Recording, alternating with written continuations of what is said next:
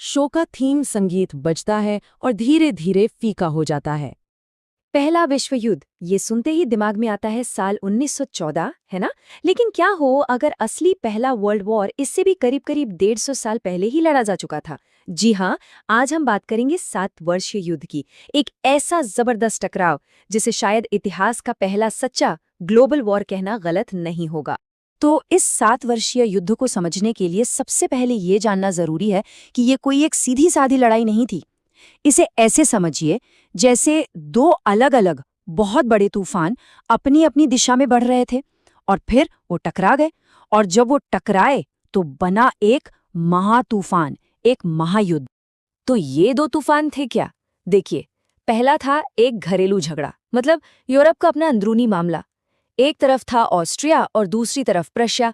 दोनों जमीन और पुरानी रंजिश के लिए एक दूसरे के खून के प्यासे थे। और दूसरा तूफान, वो था दुनिया पर कब्जे की होड़। इसमें आमने सामने थे ग्रेट ब्रिटेन और फ्रांस। ये दोनों पूरी दुनिया में अपनी बादशाहत कायम करने के लिए लड़ रहे थे। तो समझ रहे हैं, दो बिल्कुल अलग लड़ाइयां जो एक ही समय पर चल रही थीं। तो चलिए पहले तूफान को करीब से देखते हैं। यूरोप की वो पुरानी रंजिश। इस पूरे दुश्मनी की जड़ में था एक इलाका, सिलेसिया। अब ये सिर्फ जमीन का एक टुकड़ा नहीं था, बिल्कुल नहीं। ये एक बहुत ही अमीर और स्ट्रेटेजिक प्रांत था।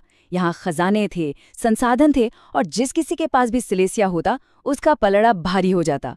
ऑस्ट्रिया के लिए इसे वापस पाना सिर्फ इज्जत का सवाल नहीं था, बल्कि अपनी ताकत वापस पाने की जिद थी। तो कहानी कुछ यूं थी कि 1740 के दशक में प्रशिया का एक बहुत ही दमदार राजा था, फ्रेडरिक द ग्रेट।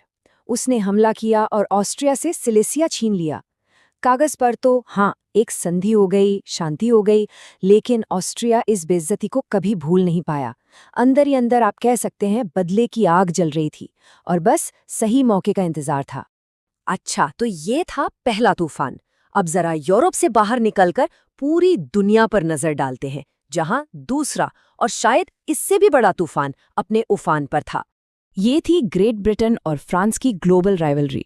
इन दोनों की दुश्मनी तो बहुत पुरानी थी, लेकिन अब इनका बैटलफील्ड पूरी दुनिया बन चुकी थी।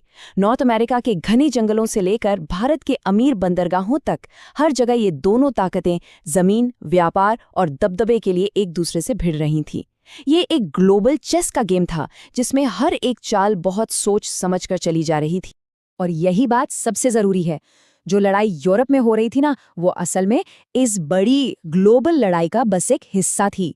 कई इतिहासकार तो ये भी मानते हैं कि यूरोप का 7 वर्षीय युद्ध असल में ब्रिटेन और फ्रांस के बीच चल रहे 9 साल के वर्ल्ड वॉर का बस एक